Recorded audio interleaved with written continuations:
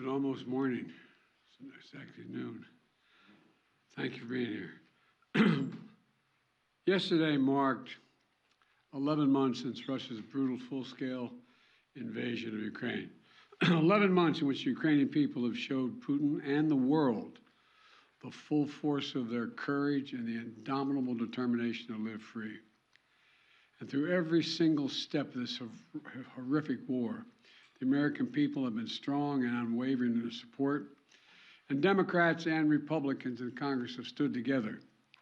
The United States has worked in lockstep with our allies and partners around the world to make sure the Ukrainian people are in the strongest possible position to defend their nation, their families, and against the truly brutal aggression of Russia.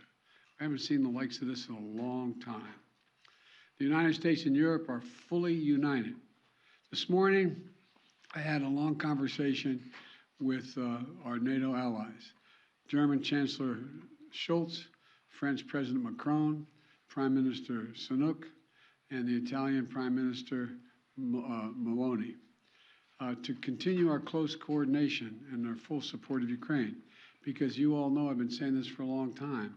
The expectation on the part of Russia is we're going to break up. We're not going to stay united. But we are fully, thoroughly, totally united. With spring approaching, Ukrainian forces are working to defend the territory they hold and preparing for additional counteroffensives. To liberate their land, they need to be able to counter Russia's evolving tactics and strategy on the battlefield in the very near term. They need to improve their ability to maneuver in open terrain, and they need an enduring capability to deter and defend against Russian aggression over the long term. The Secretary of State and the Secretary of the military behind me they've been deeply involved in this whole effort. Armored capability, as General Austin will tell you,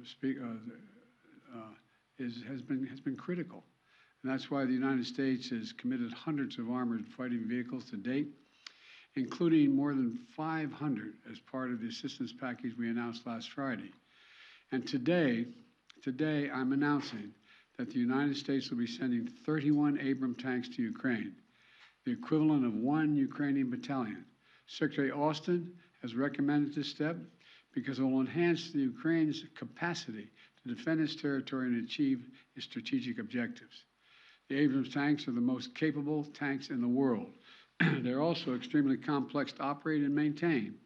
So we're also giving Ukraine the parts and equipment necessary to effectively sustain these tanks on the battlefield. And we'll begin to train the Ukrainian troops on these issues of sustainment, logistics, and maintenance as soon as possible. Delivering these tanks to the field is going to take time. Time that we'll use to make sure the Ukrainians are fully prepared to integrate the Abrams tanks into their defenses. We're also closely coordinated this announcement with our allies. The American contribution will be joined by an additional announcement, including that will be readily available and more easily integrated for use in the battlefield in the coming weeks and months from other countries. I'm grateful to Chancellor Scholz for providing German Leopard 2 tanks and will lead an effort to organize a European contribution of 2 tank battalions for Ukraine. I want to thank the Chancellor for his leadership and his steadfast commitment to our collective efforts to support Ukraine. Germany has really stepped up. The Chancellor has been a strong voice for unity, a close friend, and for the level of effort we're going to continue. Supporting Ukraine's ability to fight off Russian aggression to defend its sovereignty and territorial integrity is a worldwide commitment.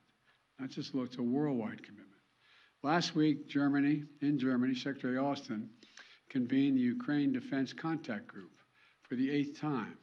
This group is made up of some 50 nations, each making significant contributions of their own to Ukraine's integrity, each fully committed to making Ukraine remain strong and independent and able to defend itself against Russian threats and violence. I want to thank every member of that coalition for continuing to step up. The UK, the United Kingdom, recently announced that it's donating Challenger 2 tanks to Ukraine. France is contributing AMX-10s, armored fighting vehicles. In addition to the Leopard tanks, Germany, like the United States, is also Germany is also sending a Patriot missile battery. The Netherlands is donating a Patriot missile and launchers. France, Canada, the UK, Slovakia, Norway, and others have all donated critical air defense systems to help secure Ukrainian skies and save the lives of innocent civilians who are literally the target of Russia's aggression. Poland is sending armored vehicles. Sweden is donating infantry fighting vehicles. Italy is giving artillery. Denmark and Estonia are sending howitzers. Latvia is providing more Stinger missiles. Lithuania is providing anti-aircraft guns. And Finland recently announced its largest package of security assistance to date. You may remember I was asked a while ago what I think was going to happen. And I said, I let Putin know. He thought that he's going to end up with the Finlandization of Europe. Well, he's got the NATOization of Finland. He's gotten something he never intended. Together with our allies and partners, we've sent more than 3,000 armored vehicles, more than 8,000 artillery systems, more than 2 million rounds of artillery ammunition, and more than 50 advanced multi-launch rocket systems, anti-ship and air defense systems, all to help counter Ukraine's brutal aggression that's happening because of Russia. And look, today's announcement builds on the hard work and commitment from countries around the world, led by the United States of America, to help Ukraine defend its sovereignty and its territorial integrity. That's what this is about, helping Ukraine defend and protect Ukrainian land. It is not an offensive threat to Russia. There is no offensive threat to Russia. If Russian troops return to Russia, they'll be there where they belong. This war would be over today. That's what we all want, an end to this war in just and lasting terms. You know, our teams do not permit one nation. We're not going to allow one nation to steal a neighbor's territory by force. Our terms that preserve Ukraine's sovereignty and territorial integrity and honor the UN Charter. They're the terms we're working on. And you know, these are the terms we all signed up for and 143 nations voted for in the United Nations General Assembly last October. So, the United States, standing shoulder to shoulder with allies and partners, is going to continue to do all we can to support Ukraine. Putin expected Europe and the United States to weaken our resolve. He expected our support for Ukraine to crumble with time. He was wrong. He was wrong. And he was wrong from the beginning, and he continues to be wrong. We are united. America's united, and so is the world. And we approach the one-year mark, as we do, of the Russian full-scale invasion of Ukraine. We remain united and determined as ever in our conviction and our cause. These tanks are further evidence of our enduring, unflagging commitment to Ukraine and our confidence in the skill of the Ukrainian forces. As I told President Zelensky when he was here, and today's his birthday, by the way, in December, we're with you for as long as it takes, Mr. President. Ukrainians are fighting an age-old battle against aggression and domination. It's a battle Americans have fought proudly, time and again. And it's a battle we're going to make sure the Ukrainians are well equipped to fight as well. This is about freedom. Freedom for Ukraine.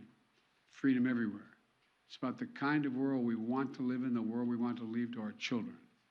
So may God protect the brave Ukrainian defenders of their country and keep the flame of liberty burning brightly as we can. Thank you. Mr. President, why are you taking this decision now?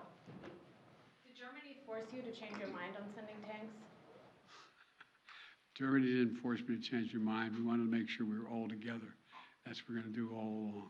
And that's what we're doing right now. Thank you. Mr. President, any response to the Pence disclosures of classified documents? Sir, are the searches of your homes completed? Mr. President, when is Jeff Zients starting as your next